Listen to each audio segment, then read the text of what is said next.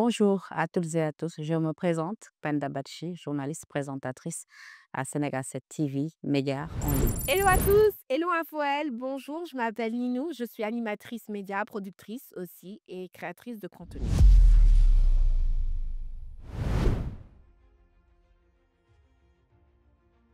Pas du tout évident.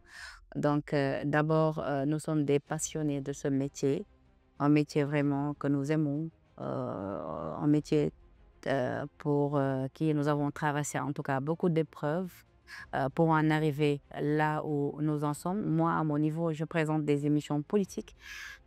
Vous savez qu'au Sénégal, nous sommes vraiment intéressés par la politique, plus précisément l'actualité politique. Donc, c'est des sujets que je traite lors de mes émissions avec des invités. Ce qui fait que souvent, ce n'est vraiment pas évident, en tout cas dans ce secteur qui est la politique.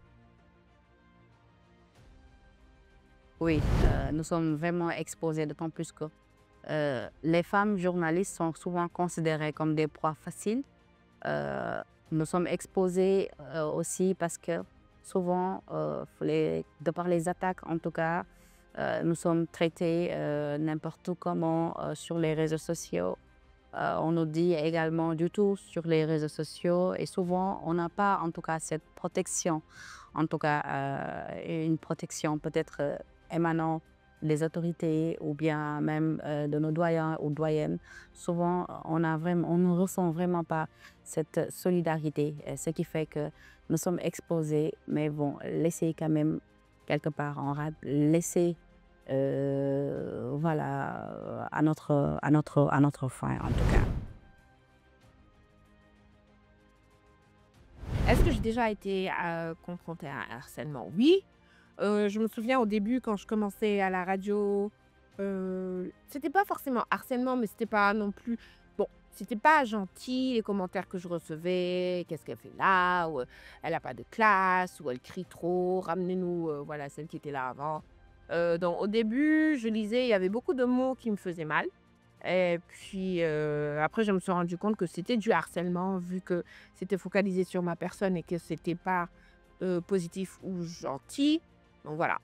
Oui, j'ai eu à subir ça, oui.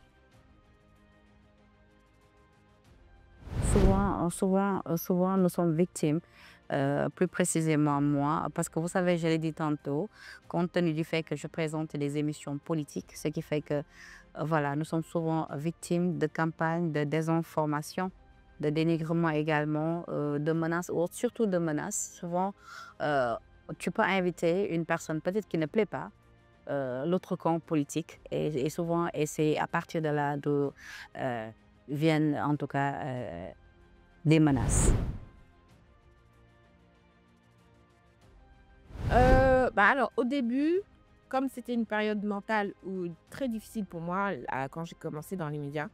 Donc au début, c'était dur, je voulais abandonner. Je me disais: «Qu'est-ce que je faisais là? Est-ce que j'ai ma place? J'ai pas autre ch j'ai autre chose de mieux à faire». Donc ça a aussi pesé sur ma façon. Je me disais: «Peut-être que je devrais être plus classe, peut-être que je devrais être comme». C'est même pas une question de classe, hein, parce qu'il y a comme classe quand même. Mais genre le classe sénégalais, genre mettre des, fermer la bouche, parler d'une certaine façon, rentrer dans un moule, le moule de la femme sénégalaise. Donc je me suis dit: «Est-ce que je fais ça? Est-ce que je fais des ongles? Est-ce que je commence à faire le tchatcho?» parce que c'est ça aussi, hein, la fameuse femme sénégalaise.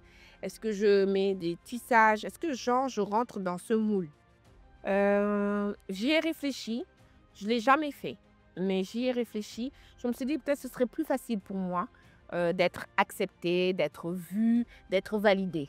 Mais c'est pas moi. En intégrant en tout cas ce métier, nous avons appris quand même à nous forger une forte mentalité. Donc c'est un métier qui te rend fort en tout cas au fil des années, ce qui fait que tu te prépares à toute éventualité, à toute épreuve également. Donc mentalement, on s'y prépare, ce qui fait que souvent, ça nous aide un tout petit peu en tout cas à aller de l'avant et à ne pas se laisser faire. Alors les solutions que j'attends par rapport à ça, heu, C'est peut-être, en termes de service ou d'unité, genre concernant, une bonne maîtrise des réseaux sociaux, une bonne police des réseaux sociaux.